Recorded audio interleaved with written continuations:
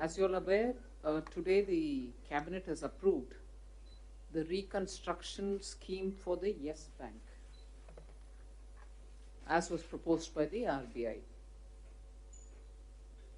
The decision to provide a reconstruction scheme keeps at its core the protection of depositors' interest, keeps at its core providing stability to Yes Bank, and also keeps at its core keeping a stable financial environment, banking system.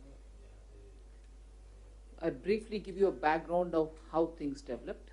Even the other day when I saw you all in the context of Yes Bank, I explained as to how over the whole of 1 year, the process of monitoring, looking at the developments happening in the Yes Bank, the governance failures related matters and so on, I've elaborated.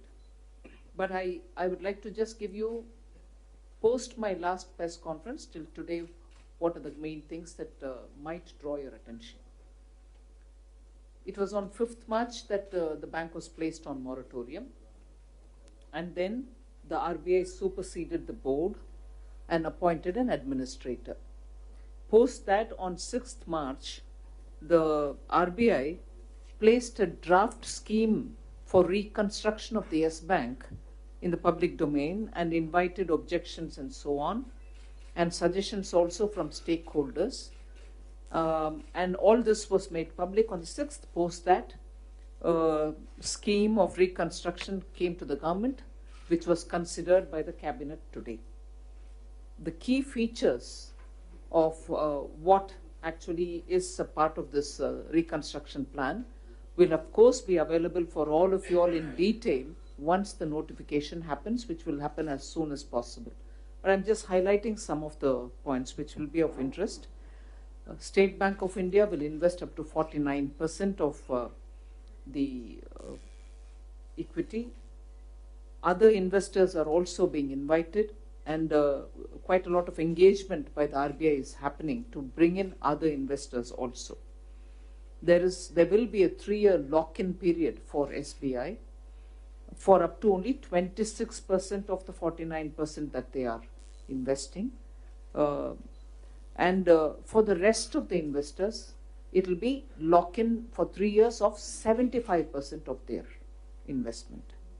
So the authorized capital itself has been raised from 1,100 crores to 6,200 crores, so that we can accommodate immediate and also subsequent raising of capital requirements.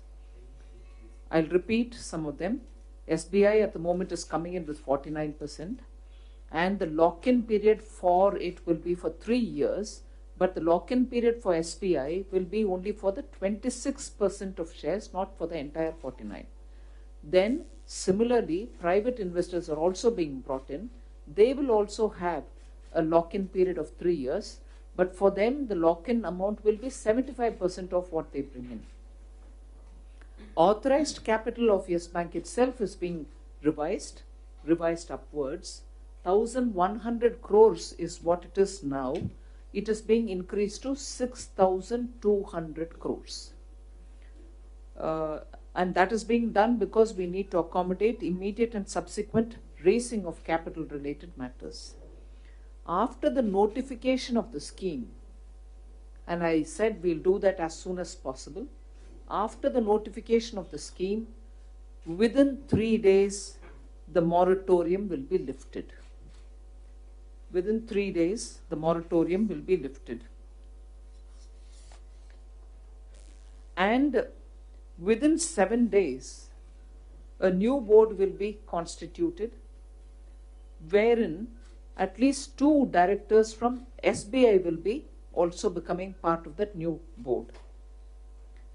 Moreover, this administrator will vacate his office within 7 days after the notification, and the new board will take in full charge. As I said, the new board will consist of a CEO, a chairman, and also other members, but 2 of them will be from State Bank of India.